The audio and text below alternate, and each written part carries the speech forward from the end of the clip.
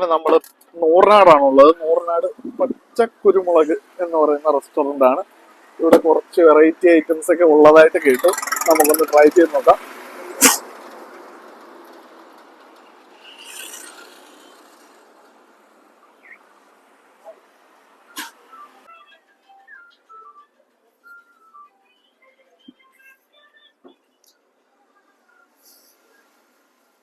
അങ്ങനെ നമ്മൾ ഒരു ക്യാബിൻ പോലെ ഫാമിലി റൂമാണ്. നമ്മൾ ശരിക്കും ഒരു ചട്ടിച്ചോറ് പറഞ്ഞു. ചട്ടിച്ചോറിൽ എന്തൊക്കെയാണ് വരുന്നതെന്ന് അറിയില്ല. നമുക്ക് ആദ്യമായിട്ടാണല്ലോ റെസ്റ്റോറൻറ്റ്, അപ്പം നമുക്ക് നോക്കാം. ഒരു ചട്ടിച്ചോറും ഒരു ഊണും പറഞ്ഞിട്ടുണ്ട്. അതപ്പോൾ അത് വരാൻ ഒരു 10 മിനിറ്റ്. ഇപ്പോൾ സമയം ഏകദേശം 12-20 കഴിഞ്ഞതേ ഉള്ളൂ. വരട്ടെ, വന്നിട്ട് നമുക്ക് ബാക്കി വിശേഷം കാണാം. വളരെ നേരത്തെ ആയതുകൊണ്ടാണോ എന്നറിയില്ല, എല്ലാം നമ്മുടെ ഫ്രണ്ടിൽ തന്നെ കൊണ്ടുവച്ചു.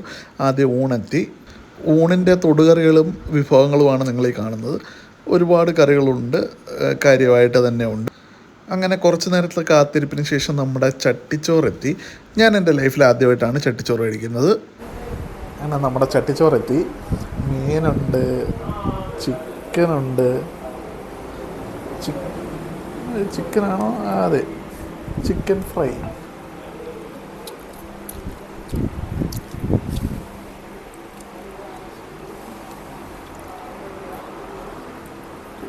സൈഡിൽ നിന്നൊന്ന് ഒതുക്കി വെച്ചിട്ട് തുടങ്ങാൻ നിവർത്തിയുള്ളൂ ഗൈസ്.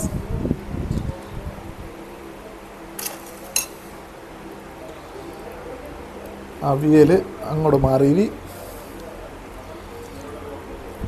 നമുക്ക് ആ ചട്ടിയുടെ ഫ്ലേവറോട് കൂടി ഒരു ഇച്ചിരി ചോറൊന്ന് കഴിച്ചു നോക്കാം. ആ ഒരു നാടൻ ടേസ്റ്റ്.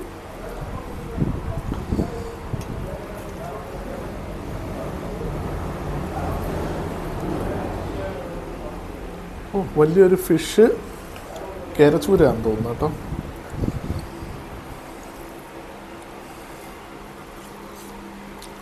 ഒരു മുട്ട വറുത്തതുണ്ട്. നല്ല ചൂടുമുണ്ട് ഗൈസ്.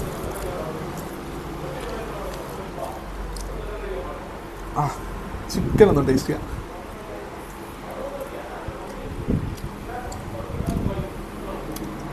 ഹോട്ടലിൻ്റെ പേരിനോട് ഭയങ്കര കൂറ് കാണിക്കുന്നുണ്ട് തോന്നുന്നു.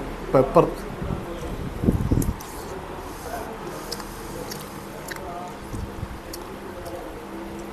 ശകലം മീനും കൂട്ടി ഒരു പിടി ചോറ് കഴിച്ചു നോക്കാം.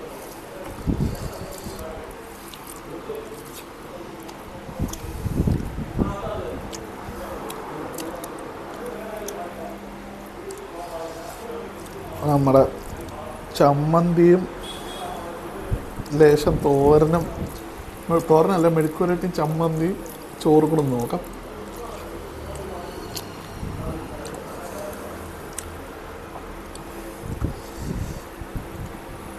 സംഭവം ആ ഒരു ടേസ്റ്റ്, ഈ ഒരു ടേസ്റ്റാണ് ശരിക്കും എനിക്ക് ഭയങ്കര ഇഷ്ടമാണ്.